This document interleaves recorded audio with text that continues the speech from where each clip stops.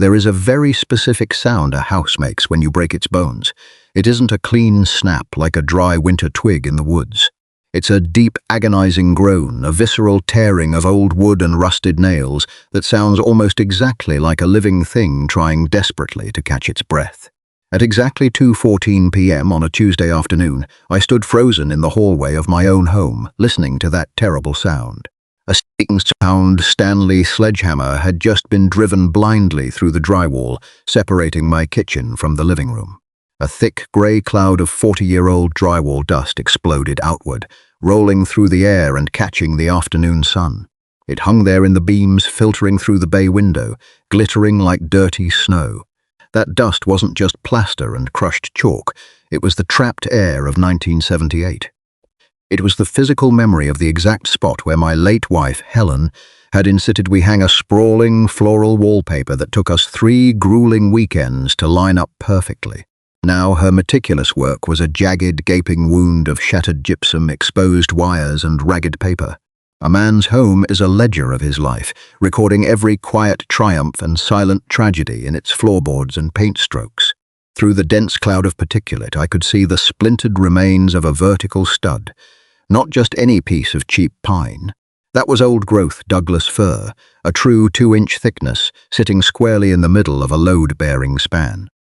As a retired maintenance supervisor for the municipal water district, I spent 40 years reading blueprints, managing stress loads, and fixing the catastrophic mistakes of arrogant amateurs. In my 4 decades on the job, I've seen what happens when water undermines a foundation, and I've seen what happens when ego undermines common sense. The latter is always far more expensive to fix. You don't knock down a load-bearing wall unless you know exactly how the roof's weight is being transferred.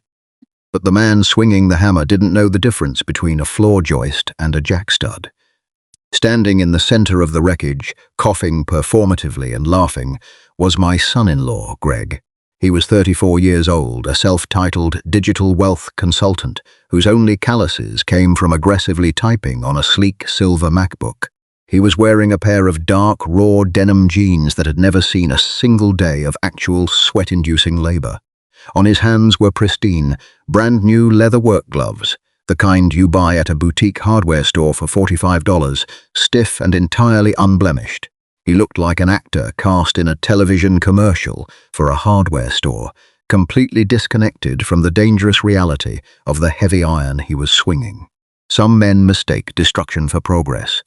They think that just because they are making a tremendous amount of noise, they are somehow making improvements. I didn't shout. I didn't lunge forward to grab the heavy yellow fiberglass handle of the Stanley from his manicured hands. I just stood there in my orthopedic sneakers, breathing in the chalky, metallic air, watching him wind up for another blow. Most people fear coming home to an empty house. I came home early from a physical therapy appointment, and I wished to God it had been empty. Greg took another wild, looping swing. His form was terrible, all shoulders, no hips. The heavy iron head of the hammer smashed into the wall a few inches to the left of his previous strike. The drywall buckled violently. Another massive sheet of Helen's beloved floral pattern crashed to the linoleum floor, sending up a secondary plume of white dust that settled on the kitchen counters and the stovetop I had scrubbed clean that very morning. The loudest guy in the room is usually the one who knows the least about how the room was built. I had paid off this split-level ranch on Oak Creek Drive in full back in 2004. I had sanded the oak banisters by hand. I knew exactly where the copper plumbing ran behind that very wall, right alongside the 220 electrical conduits that powered the upstairs guest bath. Greg hadn't checked a single schematic. He hadn't pulled a single permit from the city zoning office.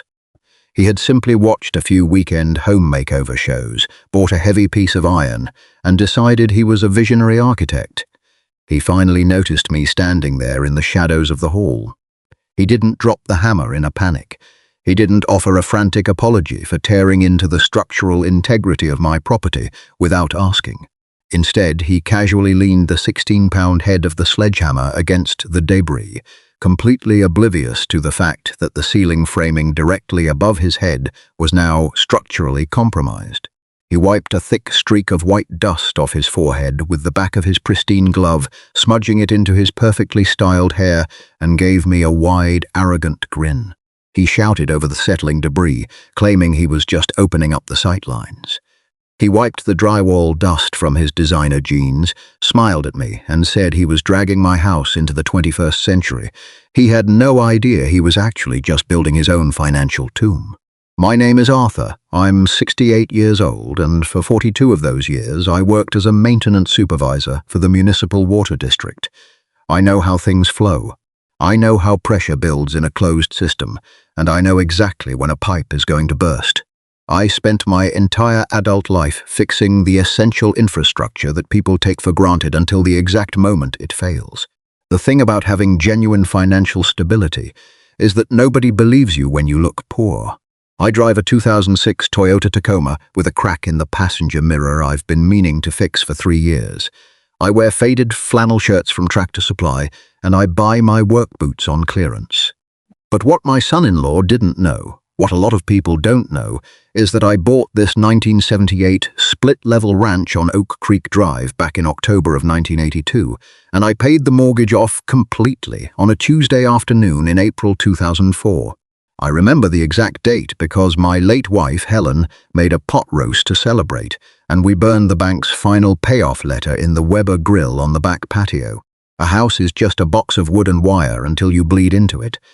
Then it becomes a biography. Every square inch of this property has my fingerprints baked into the drywall and the floorboards. I spent 3 grueling weeks in the summer of 1998 hand-sanding the heavy oak banister in the front hall, applying 4 coats of polyurethane so it would gleam perfectly for the photographs. That was the exact banister where my daughter Sarah posed in her peach chiffon dress before her senior prom in 1999. I still have the Kodak print in a silver frame on my bedside table. When Helen passed away 5 years ago, the house grew overwhelmingly quiet. The silence was deafening at first, echoing off the vaulted ceilings she loved so much. But over time I found a rhythm in the stillness. I kept the lawn edged, the gutters clean, and the Cherokee purple tomatoes watered in the backyard. I was content in my solitude. Grief changes shape over time. It starts as a boulder on your chest and eventually becomes a pebble in your shoe, something you just learn to walk with. I was managing just fine on my own until October of last year. I needed a partial knee replacement on my right leg, a standard titanium joint to replace the cartilage I'd worn away, climbing down into concrete municipal pump stations. The orthopedic surgeon, Dr. Aris, told me it would be a routine procedure with 6 weeks of guided physical therapy. I had a schedule, I had a plan, I had a chest freezer full of batch-cooked chili and chicken soup. But Sarah wouldn't hear of me recovering alone. She insisted that she and her husband needed to move in to help. I should have said no. I should have trusted my instincts. But a father's protective blind spot for his only daughter is a stubborn, irrational thing. Enter Greg. Greg is 34 years old and confidently introduces himself to strangers as a digital wealth consultant. As near as I can figure, that means he sends emails from an overpriced coffee shop and charges people a premium for the privilege of reading them. He has the soft, uncalloused hands of a man whose heaviest daily lift is his silver MacBook Pro. There is a distinct difference between a man who works for a living and a man who talks for a living. The former builds the world, the latter just tries to rent it out. When they arrived on a rainy Sunday evening, I assumed they were bringing a few suitcases and perhaps a basket of groceries to help me through the first week of recovery. Instead, Greg unloaded a rented U-Haul trailer. He didn't bring groceries. He brought a $1,200 Breville espresso machine, 2 massive curved monitors, a Herman Miller ergonomic office chair, and a wardrobe of slim-fit clothes that required their own separate rolling garment rack. He also brought an attitude that instantly rubbed me the wrong way. The very first night, while I was sitting in my recliner with an ice pack strapped to my fresh titanium knee, Greg walked around my living room, tapping the walls with his knuckles and muttering loudly to himself about dated floor plans and untapped equity potential. He didn't ask how my surgery went. He asked when the roof was last replaced. I watched him closely over the next few days. He never once picked up a broom. He never once offered to drive me to my morning physical therapy sessions at the clinic on Elm Street. He just occupied space, drinking aggressively roasted espresso and taking Zoom calls from my dining room table, using industry buzzwords that meant absolutely nothing. I thought I was opening my door to family. I didn't realize I was letting a fox into the henhouse, and the fox had brought a tape measure. The help I was promised evaporated within 48 hours. By Wednesday morning, my freshly operated titanium knee was throbbing like a bass drum, but I was the one standing at the kitchen counter at 6:15 a.m., brewing a pot of Folgers because Greg complained his expensive Breville was too complicated to operate before his morning meetings. The most expensive kind of help is the kind that expects you to serve it while it takes up residence in your own house. They didn't just take over the refrigerator shelves and the Wi-Fi bandwidth. On their third day, Greg casually suggested that my ground floor master bedroom with the ensuite bathroom would make much more sense for them. He claimed they had a multitude of digital devices and needed a central command center to maximize his workflow. Sarah, looking exhausted and entirely beaten down by her husband's overbearing personality, wouldn't even meet my eyes. So, hobbling on aluminum crutches, I packed my late wife's framed photographs into a cardboard box and moved my life down the hall into the 12 by 10 guest room. A man's dignity isn't tied to the square footage of his bedroom, but giving up your own bed in the house you paid for is a bitter pill to swallow dry. The true depths of his entitlement didn't hit me until the second week. I was navigating the kitchen island to grab a bottle of extra-strength Tylenol when I noticed a stack of heavy, glossy cardstock sitting next to Greg's MacBook. It was a brochure for Sunset Pines Assisted Living, a luxury facility over in the next county. Right on the front cover, written in Greg's messy blue ink, was a scribbled note, $6,500 Alamo, sell Oak Creek property to cover? Betrayal rarely kicks down the front door. Usually just walk in quietly and leaves a brochure on your kitchen counter. I stood there staring at those numbers. $6,500 a month. He was casually pricing out my exile. Before I could fully process the sheer audacity, the sliding glass door to the patio cracked open. Greg was outside in the crisp morning air, using his iPhone on speakerphone like he always did. He was talking to a friend of his, another consultant named Chad. "Yeah, man, the equity is just sitting here." Greg's voice drifted through the screen door, sharp and painfully arrogant. The old man is definitely slipping. He confused the television remote for his phone yesterday. We're pushing for a transition to a home by Christmas. Once he's in the facility, Sarah and I take over the trust completely. I hadn't confused the remote for my phone. I had been replacing the AAA batteries. Some men find out the truth and fall apart. I am not that man. I didn't burst through the patio door and demand an explanation. I didn't yell or throw his laptop into the yard. I just stood there, leaning heavily on my crutches, letting the ice-cold reality of his plan wash over me. You see, a month before my surgery, I had gone down to the First National Bank on Main Street.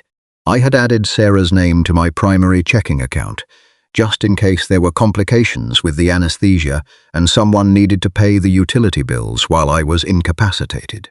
Greg, in his boundless, unearned confidence, had assumed this administrative bank form meant I had legally transferred the physical deed of the house into a family trust that he now controlled. He was already spending my equity in his head. He had started referring to my home as our property.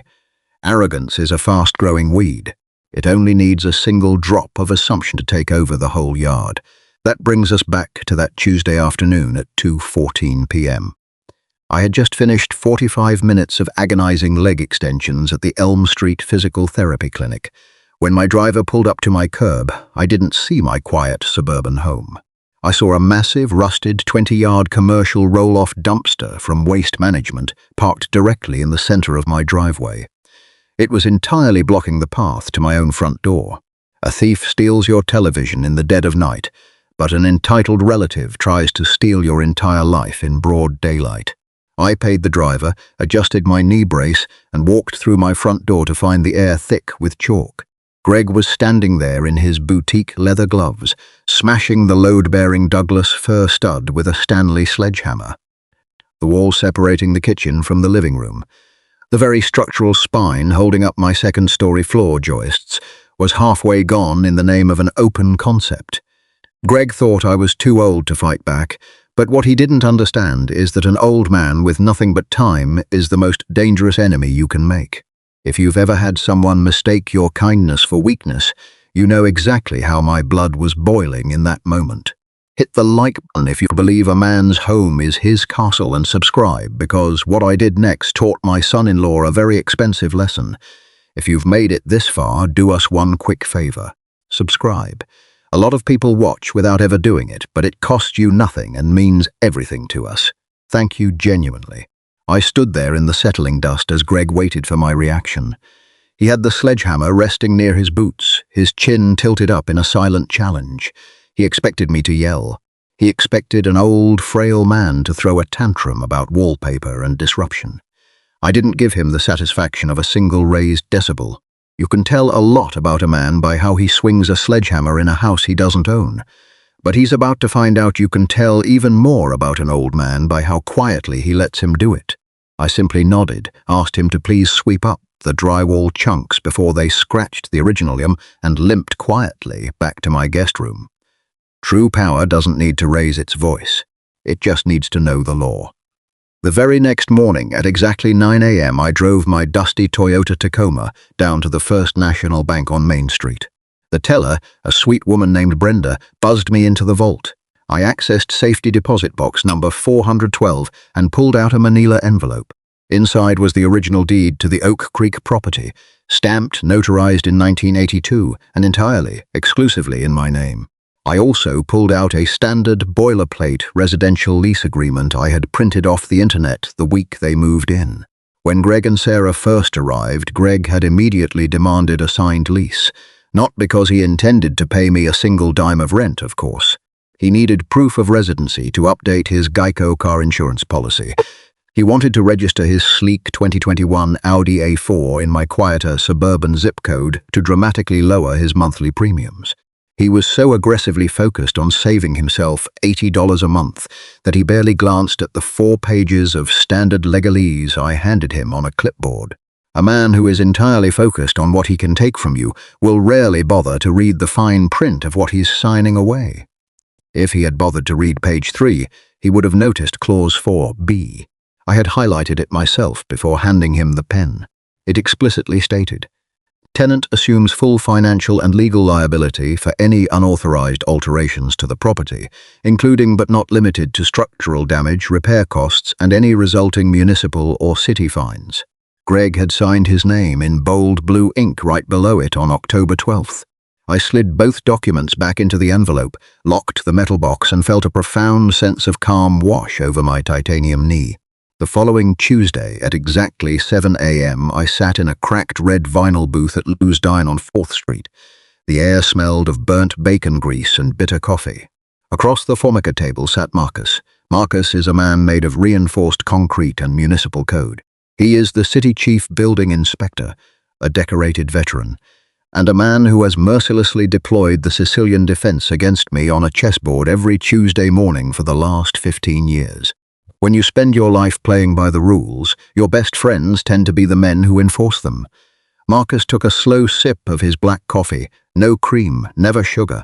I slid my smartphone across the table, carefully navigating around the syrup dispenser.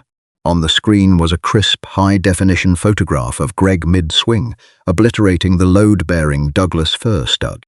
I had taken it from the hallway while Greg was busy admiring his own biceps in the hall mirror. Marcus stared at the screen. The deep wrinkles around his eyes tightened. He asked me in a voice like grinding gravel if a permit had been pulled. I told him there wasn't one. I also casually mentioned that Greg was planning on rerouting the 220-volt electrical lines and the copper plumbing himself over the weekend, strictly using YouTube tutorials. Marcus pulled out his heavy city-issued iPad, adjusted his reading glasses, and logged directly into the municipal zoning database. He typed in 142 Oak Creek Drive, 0 active permits, 0 inspections scheduled. We didn't rush. We finished our coffee and set up the chessboard. I lost in 42 moves, but I won the morning. Over the final checkmate, Marcus and I coordinated the exact day and time for his official, unannounced municipal inspection. Patience isn't about waiting. It's about holding your fire until the target steps completely into the open. For the next 3 weeks, I lived in a hazardous construction zone. I ate cold turkey sandwiches on paper plates in my guest room, while the high-pitched whine of a DeWalt reciprocating saw echoed through the house. I watched Greg tear down my living room for 3 weeks, smiling politely, knowing that every swing of his hammer was costing him exactly $1,000. At this point, Greg was completely oblivious to the legal avalanche hanging right above his head. If you're enjoying watching this trap snap shut, let me know in the comments what you would have done in my shoes. And if you've made it this far, do us one quick favor: subscribe. A lot of people watch without ever doing it, but it costs you nothing and means everything to us. Thank you genuinely.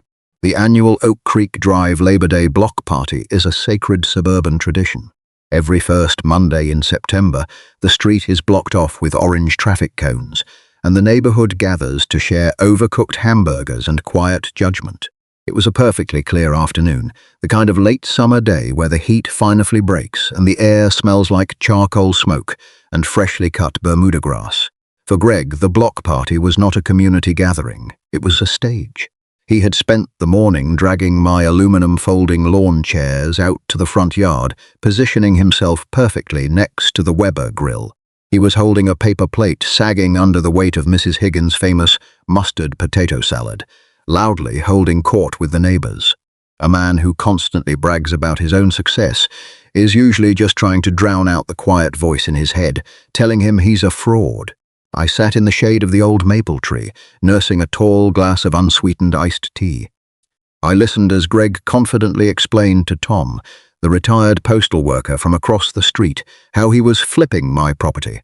Greg gestured wildly with a plastic fork, boasting about his brilliant vision for an open concept and how his sweat equity was going to single-handedly raise the property values for the entire block.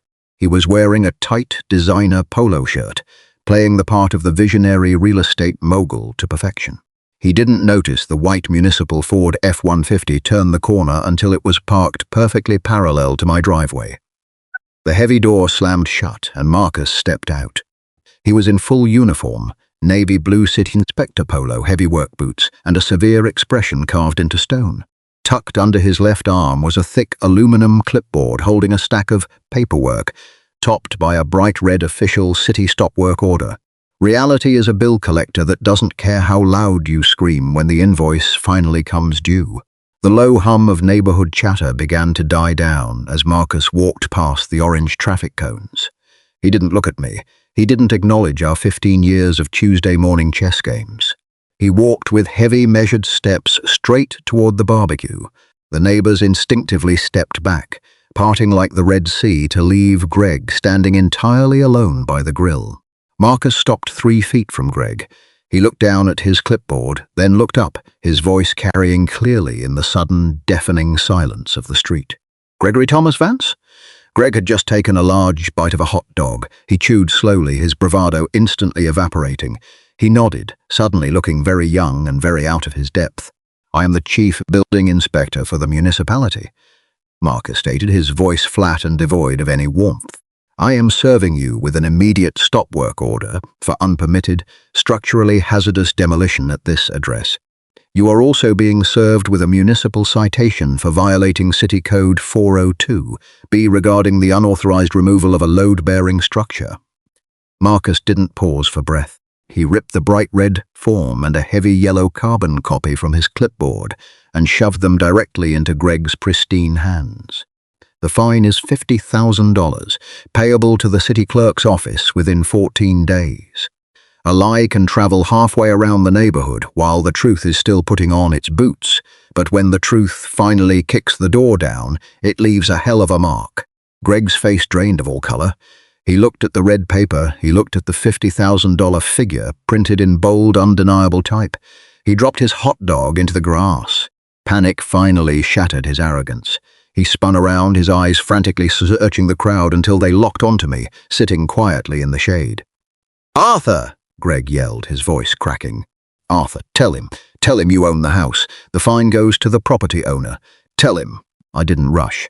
I took a slow, deliberate sip of my iced tea. The ice clinked gently against the glass, a sharp, crisp sound in the absolute silence of the neighborhood. I set the glass down on the armrest of my lawn chair and leaned forward. "I do own the house, Greg," I said quietly, ensuring my voice carried to the stunned neighbors.